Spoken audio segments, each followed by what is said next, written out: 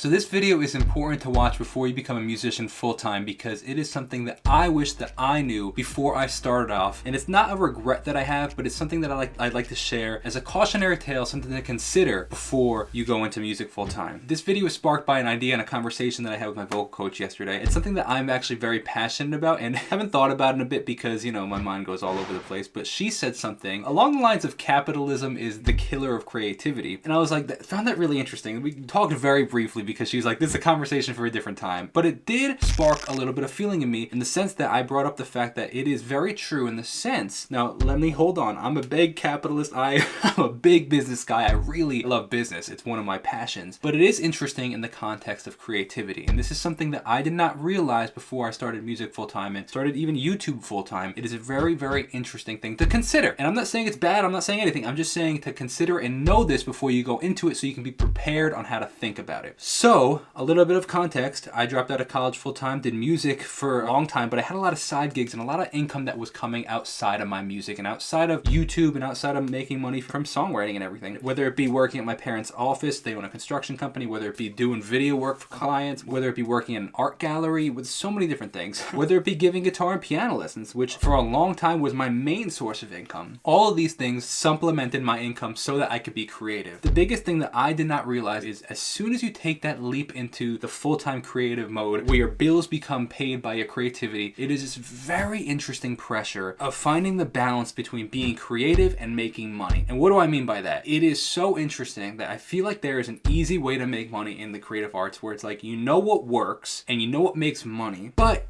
it might not be exactly what you want to do. Or even if it is, here's a big thing, even if you do love doing it for a while, it sometimes stifles your creativity because you're like, hey, this is working, I enjoy it, this is making me money, but you're not necessarily being creative. You're not taking risks and trying new things, in the sense that I could spend 6 hours today working on this analog synth that I have right here and just mess with it, make new sounds, try different things, see how does this button work. But there's this weird pressure because it's my full-time job that I'm like, this isn't necessarily making me money. There are other things that I could be doing to make me money, and this is not necessarily making me money. In the long run, yes, it can very much so make you even more money, in the sense that who are the biggest musicians in the world? The biggest musicians in the world are not the musicians that kind of copycat what everybody else are doing. They're the innovators. And how do you become innovative? Well, you try new things. You're different, right? You stand out. Only way you're going to stand out is if you try new things, right? So in the sense that sometimes we get so caught up in what's working and what makes money that we are afraid to, whether it be consciously or subconsciously, try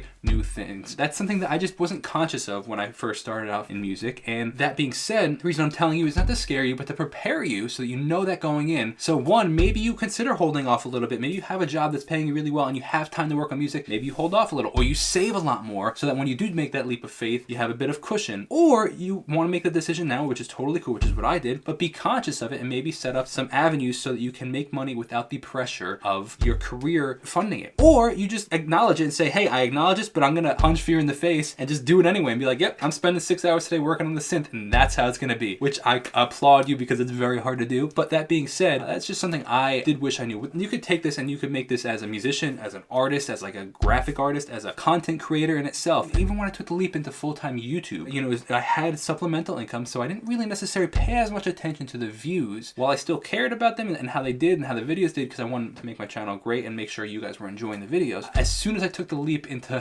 full-time career on YouTube, every video quote unquote counted towards my bills, because if my video view count goes down from, you know, whatever it was to what it is then, like that change affects how much money I make, which affects my income, which now is a serious correlation to view count and income. It's very interesting because I had to make a decision recently, about a year ago. Am I going to continue doing what makes me money, but it's not necessarily what I wanted to be doing, which personally for me was doing a lot of reaction videos. They were growing the channel. I was making some really great money from them, but it wasn't what I wanted to be known for. Or do I take a leap of faith and do what I want to be known for, which is my music and being creative, but it might not be as many views right now. Well, I took that leap of faith and my channel went from doing about 3 million views a month to about like somewhere hovering around 300 to 400, 500,000 right now, which is a tremendous drop, like an 80% drop, which is also an 80% drop in income. But I plan for it because I'm like I said, it's almost like me spending 6 hours right here messing with the synth. I'd rather be doing something that I love and passionate about than be worried about making money today and tomorrow. So I'm investing in my future. It's just something that I wanted to share with you to be conscious of, not to scare you, not to scare you out of the field, but just be conscious so you know it going in. You might be faced with the dilemma and how you can potentially prepare for it. Hope that helped.